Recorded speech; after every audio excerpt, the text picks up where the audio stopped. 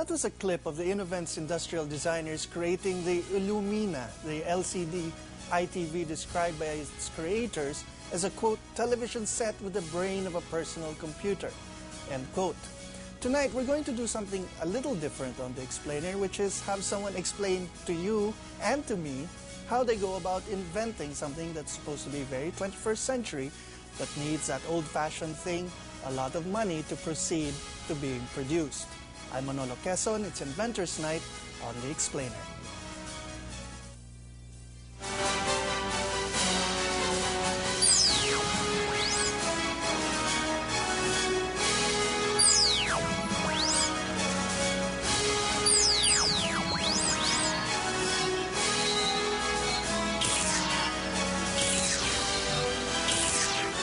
This is The Explainer, where we explain why issues are issues. Now, our explainee tonight is someone who's joined us before, ANC reporter Bettina Magsaysay. Welcome back to the show, Bettina. Thank you.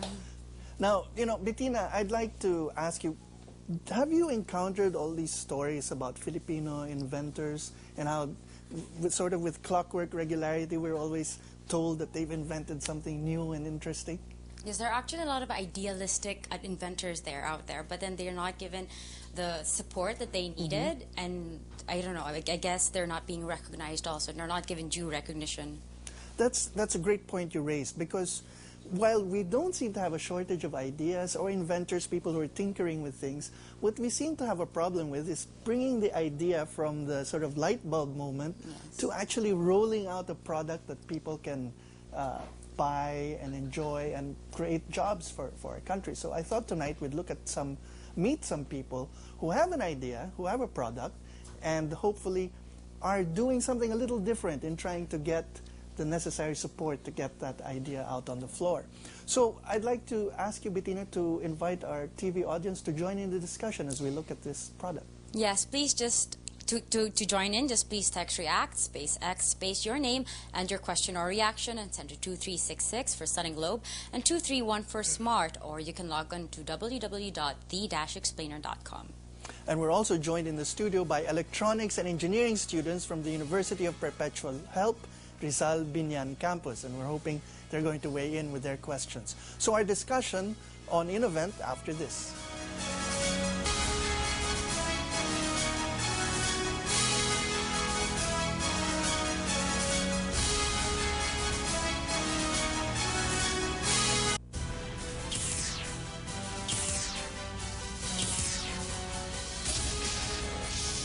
Welcome back. Now we're joined by Mr. Brian Kebenko and Mr. Mark Ruiz, who are up on stage here with me.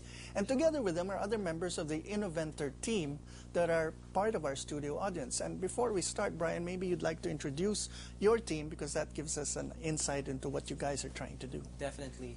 Well, it's a multidisciplinary team, so I'll start off with Val Gonzalez. He's wearing a black jacket. He is in charge of the software development. Next to him is Noriel Malyari, and he was in charge of the engineering. And then you have Jade Del Moral and Peter Khan, who focused on making the mold from scratch using resin. And then last but not the least, Jonas Peralta. He is responsible for the design of the Illumina. Okay, but before we go on, here is the Illumina here up on our sort of makeshift table here.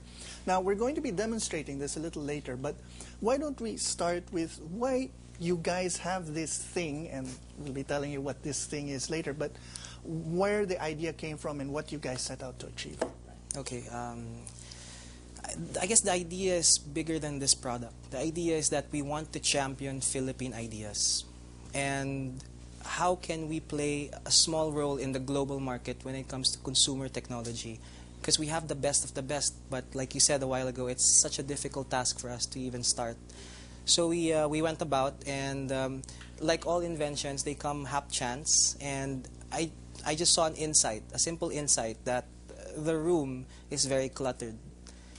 Normally people will have a TV that they play DVDs on. They have a PC at the same time where they watch videos, download videos, and sometimes at one point they use the PC more watching videos than the TV.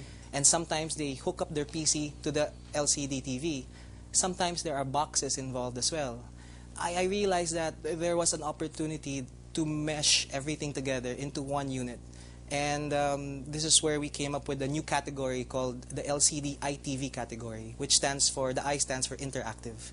And that was the premise of the Illumina. So you're starting off from the sort of our national obsession with gadgets. Yes. And the fact that we don't produce many of these gadgets, although we do produce many of the components that go into these gadgets. Now, when you were starting with this basic habit of how we all love to pour our salaries into TVs and DVD players and computers and that sort of thing, don't they have these elsewhere? I think Mark can answer that. Well, we are actually looking at that now. What Brian was saying. Actually, I'm one of the target market, target customer of this product. So basically, I'm a geek and I have all of those gadgets you talk about. I buy all of that. But basically, when we were building this product, we really realized that this is the first in the world. It's the world's first true LCD ITV. In fact, at the time that we launched it, if you Google it, it will actually come up #1. Mainly because a lot of those gadgets that you were talking about, an LCD TV or a computer, or even these set-top boxes that allow people to browse the internet. There's no specific gadget that's actually integrated everything into one as of yet, no. And there are a lot of reasons for that. But basically, this is the first true solution that tries to combine it, and we actually have a singular chance right now to actually come up with a tech product that actually breaks a category. You always say it's category breaking. It's not an LCD TV. It is not a PC. It's an LCD ITV.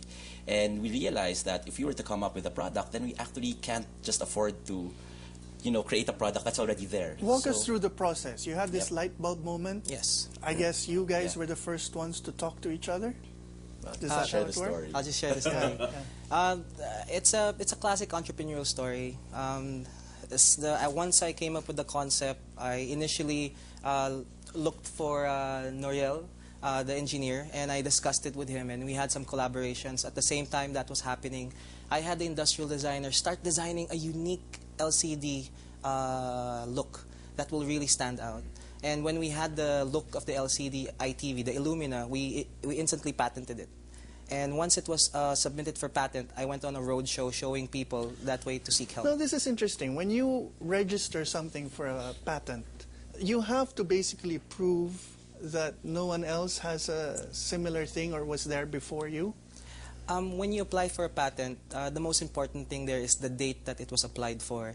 Although there was a big risk that we would find out eventually that someone did it, it's a risk that inventors have to take. And how expensive was this, for example? What's the process that you have to go through? This is with the Philippine Patent Office? I had a lawyer do it for us. One advice I could give entrepreneurs is don't do it yourself. Have a professional lawyer do it. And surprisingly, because the lawyer believed in us so much, we were charged a very small amount. How many lawyers are there who are familiar with patent and that sort of thing? I can't really say, but a lot of law firms can do patenting, but only a handful are licensed patent lawyers. Okay, so there is a distinction between that. So Yes. your first step had to be from your light bulb moment, you had to talk to someone about what's under the hood, Yes. so to speak, and then someone to make the shell and the design, Yes. so to speak. And how many people are there? I mean, I know, for example, the students here, we have many people who are good at the under the hood stuff, but how advanced are we, or how developed are we when it comes to industrial design, which is the appearance of this thing? Well, we have 6 colleges now in industrial design, but quite honestly, our industry here in industrial design is non-existent. It's very small, maybe to the point of just furniture. So we're hoping, so it was a challenge for us, but it was also exciting. So let me ask the guy who did the industrial design for this. So did you approach this as a piece of furniture, or how did you approach this thing? That would be Jonas. Yeah, Jonas. Basically, Brian